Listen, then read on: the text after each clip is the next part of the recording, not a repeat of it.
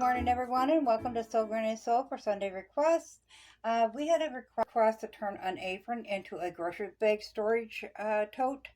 So we're going to go ahead and we're going to make one of those up today. I don't have an old apron, but I will tell you the measurements. If you do have an old apron, just take off your straps with a seam ripper or cut them loose if you have enough fabric in the apron. And any pockets, you'll want to remove that too and make sure the fabric's the same color.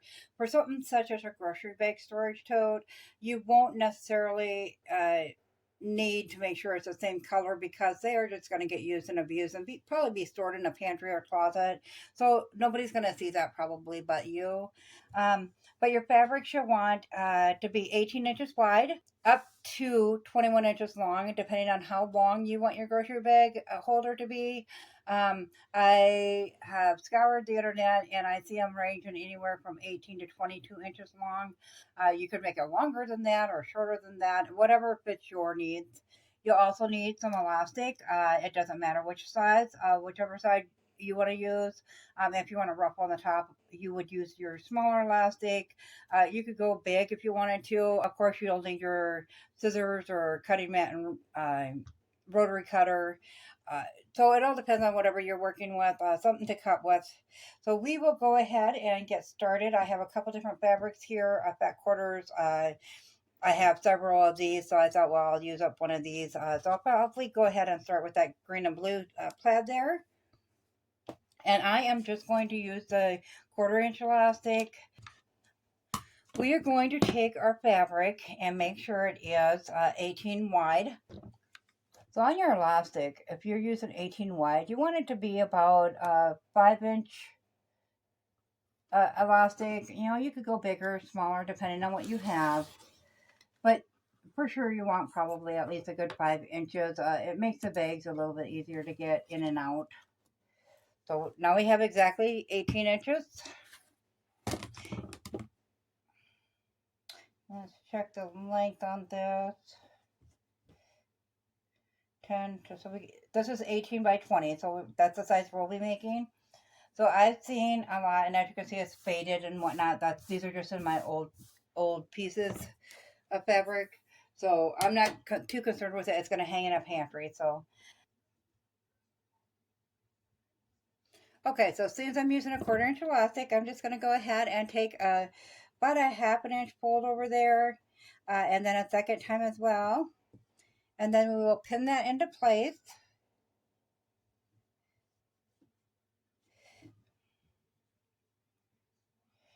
I have plaids to follow on mine, which is a nice thing about plaids is there's always a line to follow somewhere.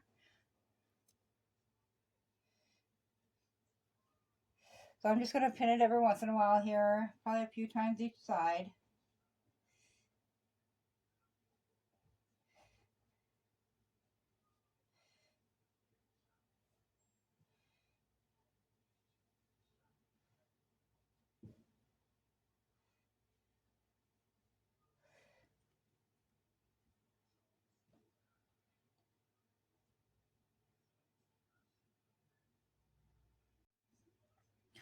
So after that, then I'll go ahead and I'll take a scant 1/4 inch, which is just a touch under a 1/4 inch seam right there. And then we'll go ahead and do the other side and I will meet you back here.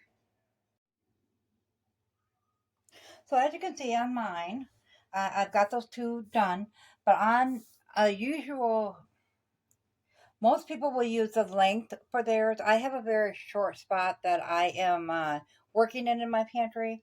So I use the length for my top and bottom, so it will actually hang at this length. Um, so with that being said, I'm still going to use the same size elastic as if I had gone the other way. And they say about 5 inches. So we're going to go ahead and cut 5 inches here.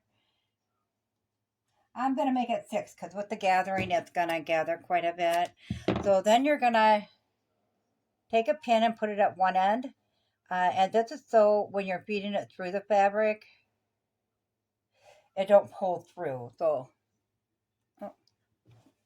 when you feed that through, then it gets to the end and it can't pull through. So on the other end, we'll put a safety pin. Kind of the old-fashioned way, but that's what I'm going to do. So you want to pin that on there.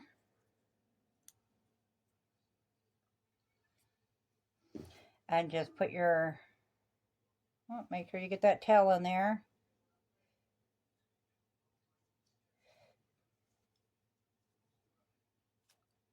And you're just going to inch that right along. And when it gets full, pull it up. So you're going to do that for the length of that.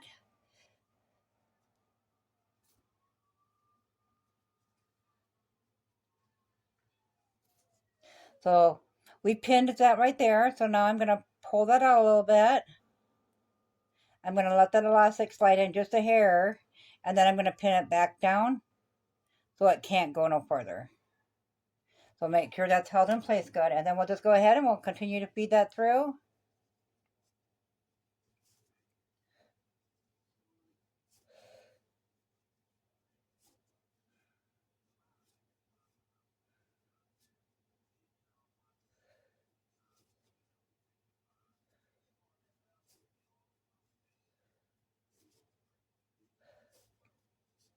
Okay, when you get to the other end,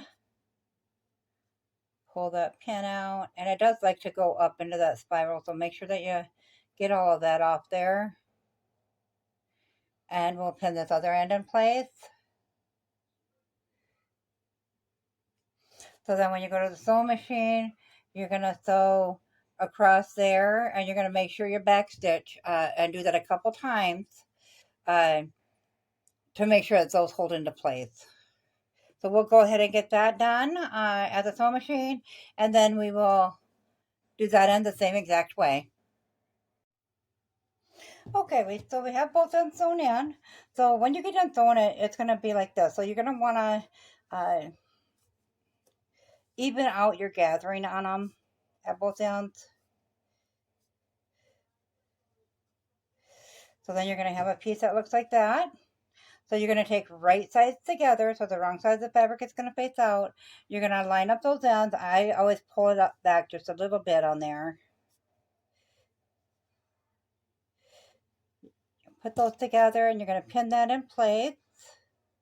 And once again, when you go over the elastic, you're going to want to backstitch. But remember, when you first start, you're going to be going over a total of 4 pieces of fabric and 2 pieces of elastic. So it's going to stitch hard at first. But you do want to you do want to backstitch that a couple times to make sure it holds well. So we'll go ahead and pin that in place. You can pin it all the way along. If you're just starting out, a little more experience, you'll just pin in place at the end.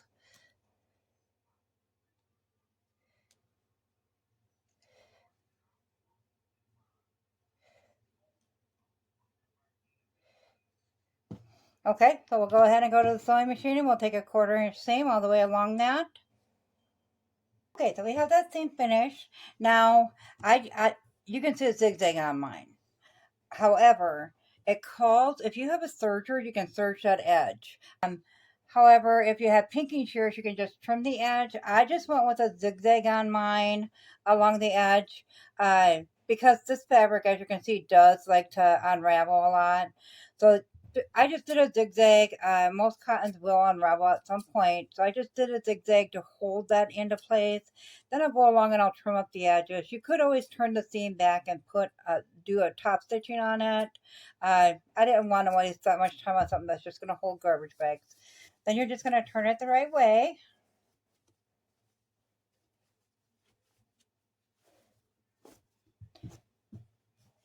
Now at this point, you want to attach a handle. You can kind of feel what elastic it's going to give more. So this one has more give, so I think I'll use this one for the top and this one for the bottom.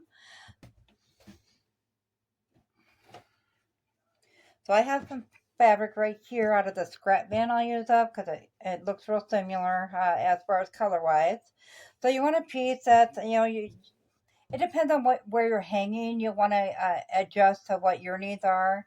So I'm hanging on a hook, and it's not high up. Everything's just so like at a very low level in my pantry. So I am just going to make maybe let's see, 2, 3, 4, 5, 6, 7, 8. I think I'm going to go with a 9-inch piece, and you want it to be at least 1.5 inches wide. So about like that. This one is 2 inches wide. Okay, so then we're just going to fold it in half, iron it flat. This is right sides together. And then we're just going to stitch along the bottom and then down one side with a 1/4 inch seam allowance. Okay, so once you get that sewn up, make sure you clip your edges. Then I take your end and get that started again.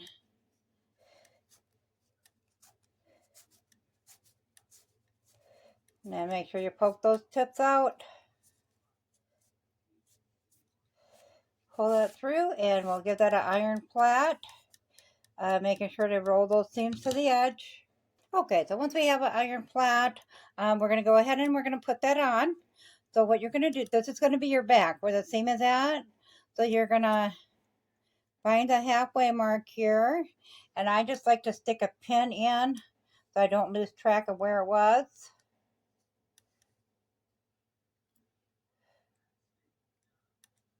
Okay, then you're going to take your handle here. And I like to spread that out a little bit. So we know it was right there. And then we're going to put our handle on. And I just face the seam side towards the back.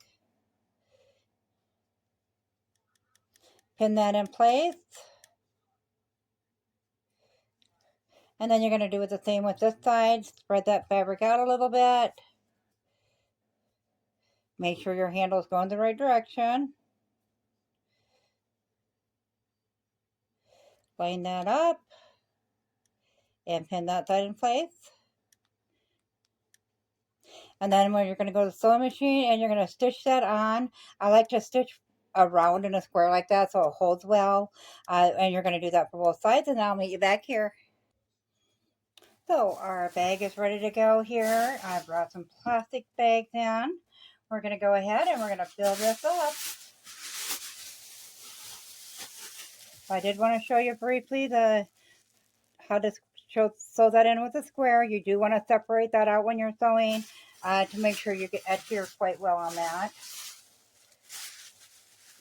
And then you just shove your bags in. Now, if you wanted a wider opening at the top, you could do that. You could just add a bigger piece of elastic at the top. At the bottom, you do want a narrow one. So when you go to pull them out, you don't get 1,000 bags at once coming out. So I made mine nice and short, but wider. If you're making it a normal size, how you see them everywhere else, you want to make it the 18 wide. And then you want to make it 18 wide and then the 22 long if you're using a back quarter. Like I said, you can vary the length without varying the width, but I wanted the same size, just in a shorter version, so that's what I did. Okay, so when you have your bags in there, you reach up and you just pull one out. So if you want to be neat and tidy about it, of course, you can fold them up before you put them in. I generally tend to store mine in Kleenex boxes, but we get the Kleenexes in the small cubes and Kleenex boxes, but you got to fold them all up every time. And sometimes I just don't want to fold. So I'll use that still in the front porch for our little trash can in the front porch because they store nice and neat. In the bathroom because I can hide it behind a basket on the shelf. But as far as like in the pantry and stuff, I'll just put this in there. Great idea. I'm glad somebody asked me about this because I've been meaning to make one. So thank you very much.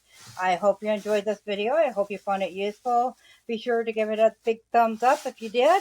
And we will use each Sunday now for Request Sunday. So if you have a request, make sure to drop it in the comments below. I'd love to show you how to do whatever you're thinking to help you out and teach you how to do it. So you can go ahead and get started on that. Thanks for viewing all, and I hope you have a great day. Bye-bye.